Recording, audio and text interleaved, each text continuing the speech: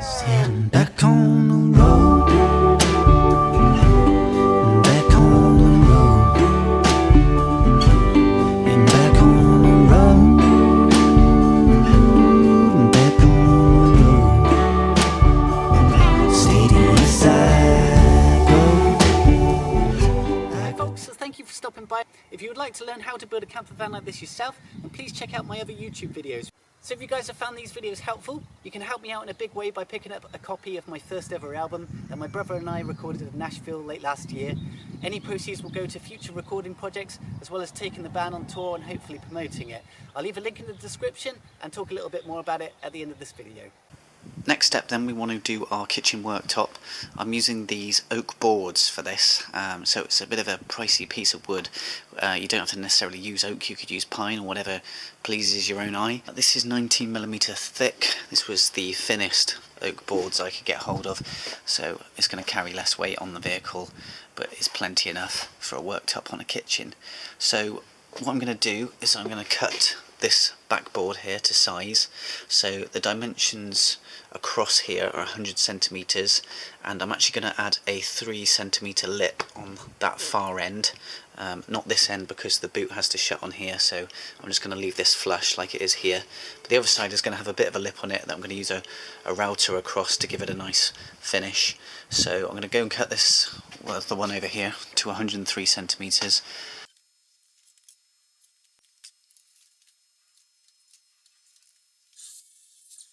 One thing I've just thought of that might be quite helpful is if you actually allow an extra centimetre or so, once it's all joined together, you could take the whole tabletop to a table saw and run the edges through, and then you'll have some nice clean edges across the sides. Say if the second board was just poking out a little bit, you get a nice clean finish. My first board is up.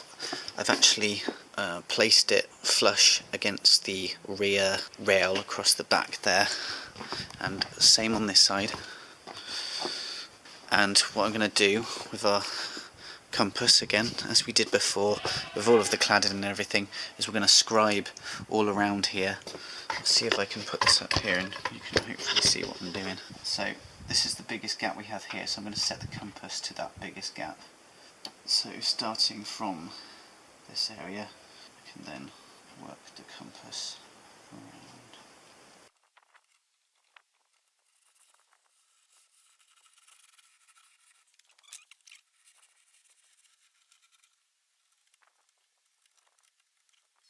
What I can do now is take that to the jigsaw. Just a quick tip before you do the scribing, you might want to check at this point which side of the board looks more interesting.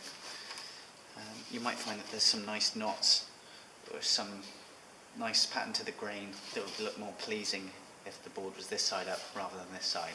This might look a little bit nuts, but I'm going to use a coping saw across these really tight bends and angles that I have here that will go in around the trim of the van.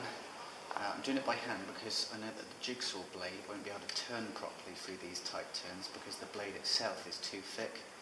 So I'm going to do this by hand.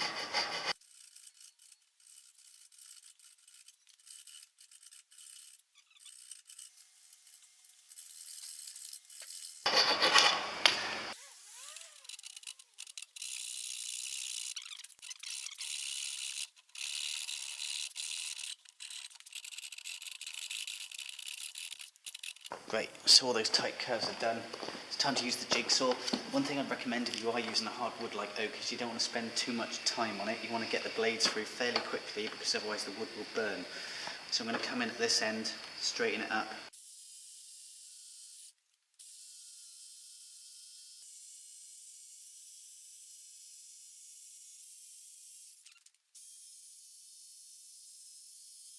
And we can take it to the worktop and check that it fits. As you can hopefully see, this one isn't too far off. It's just this end here. I need to just trim away that little section there to get this bit pressed in nice and flush.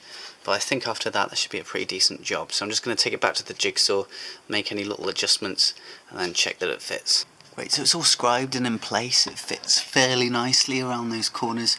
So what I'm going to do is I'm going to join two pieces together. both are the same size, so we'll do that next using pocket hole joinery. So, like I said, we're going to use pocket hole joinery, as we have done before. So setting our pocket hole jig up again to whatever thickness your kitchen top is. Mine's 19mm, so I'm setting it up on there to 19mm. Okay, I'm basically going to have 2 screws going in this way, and then 2 screws going in that way.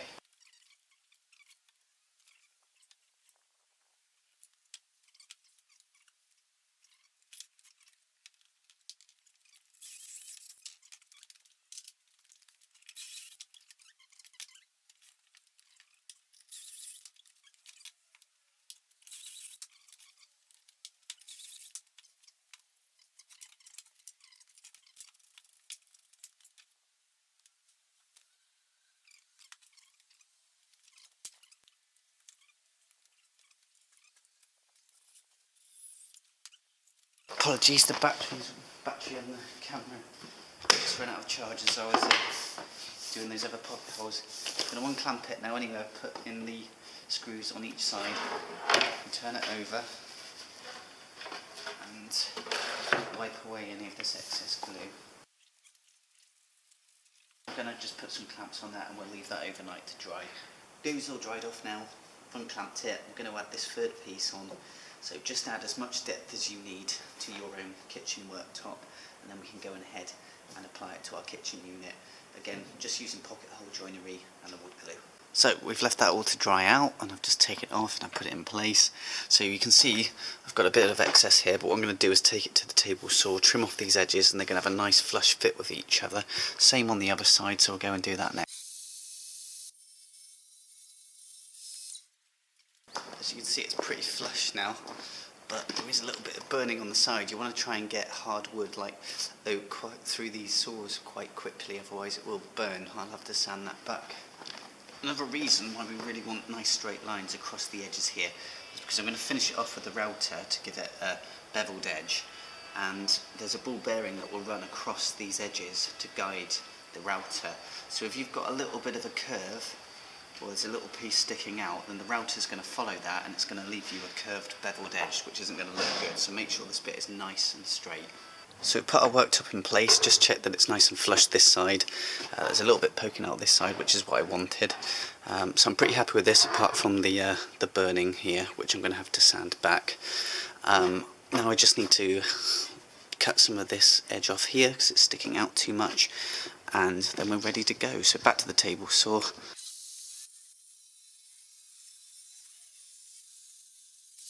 So again, apart from the horrible burn marks I seem to be creating, it all fits. So now to the next part. Right, so next up we're ready to route the side of the kitchen unit here. So I'm going to go ahead and do this quickly. I'm using, it's like a beveled edge, like at an angle like this. But if you get a pack of these, as you can see, mine's very organised, just like my drill bit box. You can do whatever style you want to route the edges off it. You don't have to route it at all, you could just leave it as it is, but I think it will just leave a nicer finish to do so. So let's begin. Again, this ball bearing is going to follow it round. One thing I will say, as with the table saw, you want to get your router through hardwood like oak fairly quickly, because otherwise it will burn. Again, quickly, so that I'm going to turn it over and do the same on the other side. Make sure that you clamp your workpiece in place. So it's beveled off like that, and I'm going to do the same on the other side. Great, so you can put your worktop and the kitchen unit at this point and just check that you're happy with the way the router has worked, and if not, make any adjustments. We're now going to go to sanding.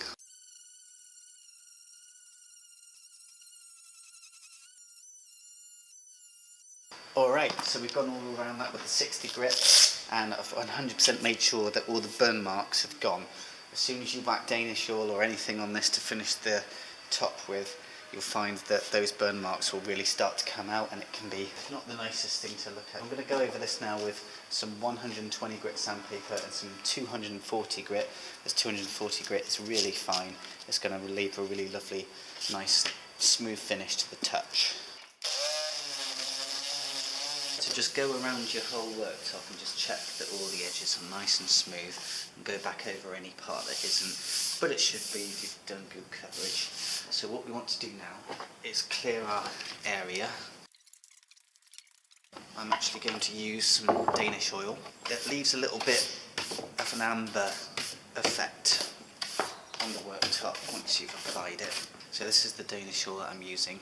Simply just need an old cloth. This looks like a pillowcase that I pissed on or something, but you just apply it on there quite generously. I can open this tin. Okay, give me a minute to open that. Yeah, one of the reasons I'm using Danish oil is because it helps to bring the grain out. So when I apply this, you'll see that the grain will look a lot more pleasing to the eye. This looks very dull at the moment without any finish on it, but this Danish oil will help bring out the grain. The only downside to something like this is, although it is water resistant, you don't want to leave water on top of this, whereas if you were to use, say, maybe like a decent varnish or something, you could let water sit on it for a bit longer without it affecting it as much. You also can't leave wet tins on top of it, because it will also leave a black circle. So you just have to be a little bit careful that you don't obviously put something hot on it as well. You want a fairly generous amount. You just want to rub it into the grain of the wood, and we're going to let it sit.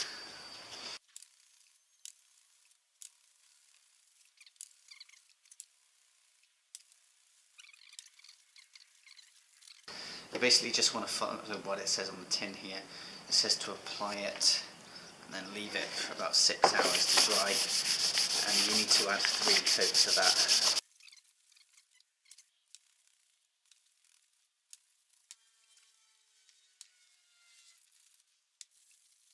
Just make sure there isn't like loads of excess. My worktop's now had a couple of coats of Danish oil, so we can go ahead and screw that in as well. So I've got it in place exactly where I want it. I'm just going to double check. So I'm going to go around and put a few clamps on just to make sure it doesn't move as I'm screwing it. These are 30mm long, these screws. So just make sure they're not so long that they're going to come out the worktop. We want to drill them in from this side, so I don't want the screw head showing on the worktop here, so I'm going to do it from underneath. So add a few of these all around. You could always add some wood glue if you wanted to as well, but I think this is actually going to be plenty for what we're doing.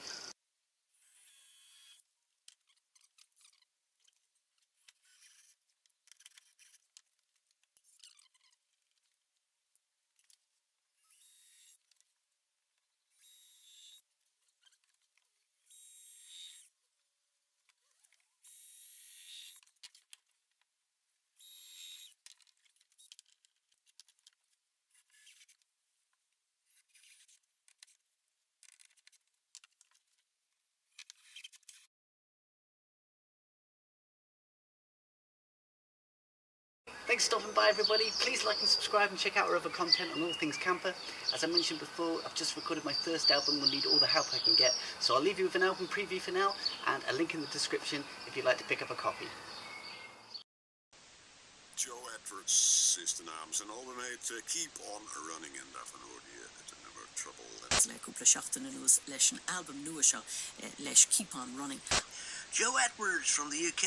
Don't let the bastards get you down. Yeah, right. Que sale el 22 de mayo a través de Teeny Mountain Records.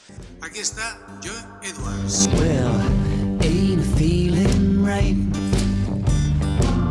Been burning up in the night. Yeah, well, I can't tell when it's gonna end. So keep on running, gotta keep on running through the heat. Well, you got it. Well, I'm $6 short, but my soul is clean. I need one more time. Well, set the fuel lights on. Well, 20 minutes from home. Yeah, but before I get there, the engine's blown.